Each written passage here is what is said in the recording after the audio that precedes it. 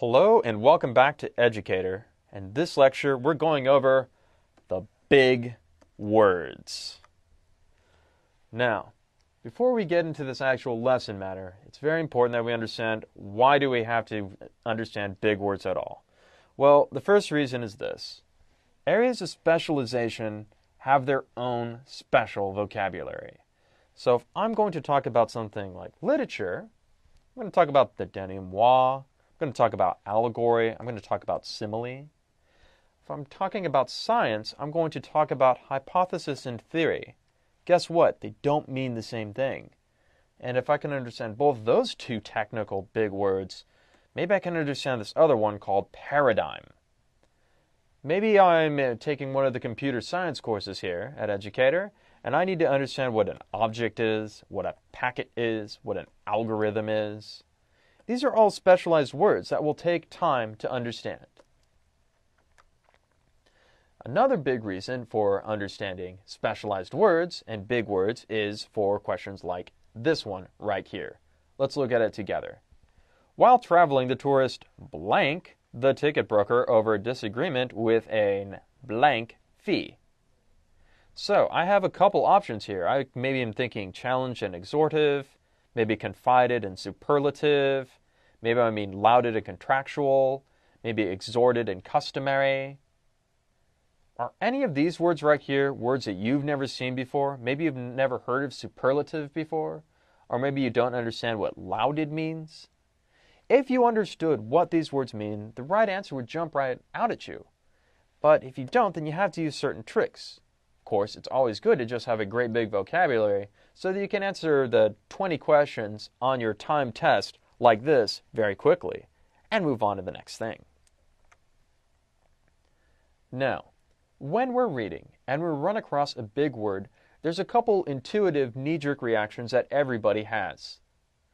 First thing we do is we just ignore it. We just pretend like the word isn't there or that we're somehow magically going to understand what the meaning is later. Or maybe we're just going to take a completely random, uneducated guess as to what it means. The first instinct reaction that every person has is not the best reaction that we should have when we run into a word we don't use.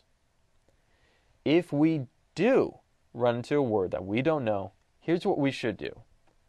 We can use a dictionary. We can look for root words, and we can infer from the context. I'm going to give you an overview of what each one of these is over the next couple slides. Here is our big, scary word, and I've picked a hard one. In his book, 4 Arguments for the Elimination of Television, Jerry Mander argues that television is ontologically evil. What does ontologically mean? Dictionary, root words, and context. So let's go straight to the dictionary, since that's probably the most intuitive for many of you out there. Ontological. Adjective. Of or pertaining to ontology. The branch of metaphysics that studies the nature of existence or being as such. Synonym, metaphysical. Example sentence, some of the U.S. founders held an ontological belief in natural rights. Raise your hand if you understand what ontological means right now. I don't expect you to. In fact, you're probably a little confused. I'm giving you this example to show you that the dictionary isn't always helpful for big, scary words. So let's continue on and figure out how else we can understand what this word ontological means. Well, let's look at root words. Ontology, L-O-G-Y. What other words end in L-O-G-Y? Biology, geology, psychology, astrology. 3 of these are science, 1 is superstition, but they all use the word logy, which is a root word that means something like the study of. Now, we're not totally sure what ontology means yet, but we know that we're on the right track. It's some kind of thing that's like science, or it's some kind of study of something. Now, another idea at this point is that we have to go and start looking at the context. The first step to context is to determine what kind of word it is. Is it a noun? Is it a verb? Is it an adjective? And let's look closely. Ontologically. What kind of words end in ly usually? Well, they're adverbs. So I know that this word ontologically is modifying a particular verb. What verb is being modified here? In this case, is. Is the verb that is modified by ontologically. Now that we've done that, let's go to steps 2 and 3 in our context clues. Let's figure out how it's used in the paragraph and how it's used in other sentences. So here is the big paragraph where we have this nightmare word. In his book, 4 Arguments for the Elimination of Television, Jerry Mander argues that television is ontologically evil. That is, that's a definition keyword. He believes that television is evil not because of how it is used. So, not because of how it's used.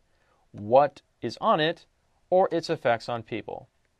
Television is evil simply because it exists. I'm going to underline that right there, because that seems like a really important definition. If something is ontologically evil, it is evil because of what it is, not because of what it does. As far as Jerry Mander is concerned, no good can ever come from television. All right. So, do we have a better idea of what ontologically evil means now? I think that we do. Basically, if something is ontologically evil, it's so evil that it can never be used for good, and it will be evil even if nobody ever sees it or does anything with it. Think about the one ruling ring in Lord of the Rings. That was pretty ontologically evil, wasn't it? Now, let's take a look at context more closely, and let's figure out why it's so important. Some of you might be thinking, well, the dictionary is just faster. Why can't I just use the dictionary? Well, the dictionary can be faster, but remember, as I just showed you, it's not always most helpful. But there are other reasons why looking at context is really important. One reason is that we got one word with several definitions. So let's think about the word book for a second here. When I say book, what do you think of? What are examples of book? Here are 3 sentences that use the word book. The judge promised to throw the book at the defendant. In order to travel on vacation, be sure to book an airline ticket and hotel. I returned to the library to check out a book on the meaning of ontology. Book does not mean the same thing in any of these sentences. The only way we could know what book means is by actually looking at the context. Another reason why context is very, very important is this idea of connotation versus denotation. If you look up a word in the dictionary, it will give you a very dry, very reportive use of the word. We call that denotation. What I mean here is that they're giving you the way everybody uses the word in the most dry and uninteresting sense. That's all reportive means. When somebody says book, what are the 3 definitions they mean when they say that? I don't know. Connotation, on the other hand, means the emotions that the word invokes or the associations made with it. This is very, very important, especially when you start reading arguments and magazines and people were trying to persuade you of things. What does connotation mean? Here are some examples. If you were to look at somebody and you were to describe their figure, would you describe them as skinny or slender? Both of these mean the same thing, but one would be offensive and one would probably sound like a nice compliment. How about, loud music? How about some dubstep? How about some trance techno? How about some loud music that's thumping at a club? Is that music just noisy and clamorous? Or is it very rhythmic? These kind of mean similar things, but one is a very good word and one is like, I don't like that crazy music word.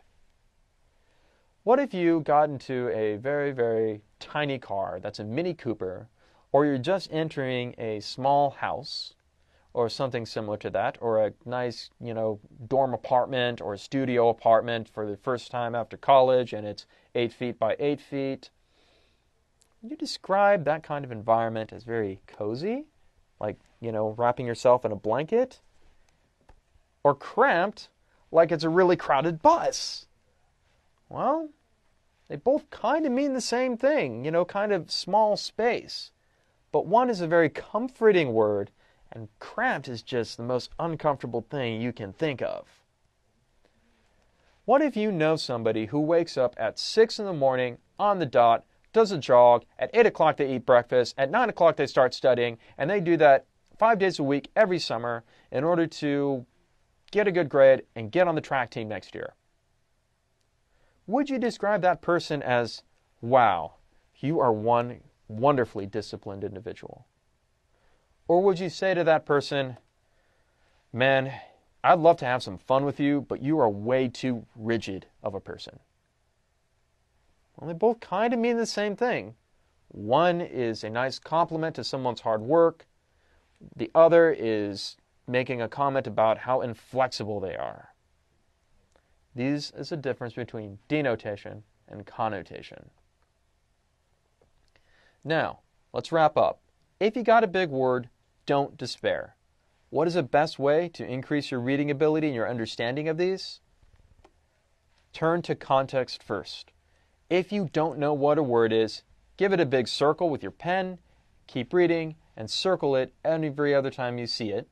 Then after that, go through those steps I just demonstrated for you and see if you can figure out what the word means just by context.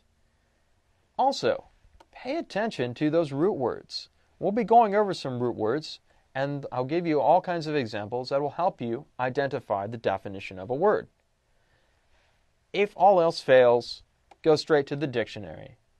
That'll help you understand the reported definition, but don't forget to look in context to kind of get that connotation of the word as well. It is more important to attempt the steps, especially 1 and 2, than it is to get the answer right on the first time. If you've never done this before, I don't expect you to always get the right definition straight out of context or out of root words. That's okay. But I would like to see and understand and know that you guys are working very hard on steps 1 and 2 just to practice this process. And eventually, well, maybe you won't need a dictionary so much anymore. So, your assignment is this.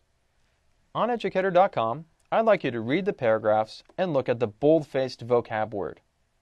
Do steps 1 and 2 and write down what you think the word means.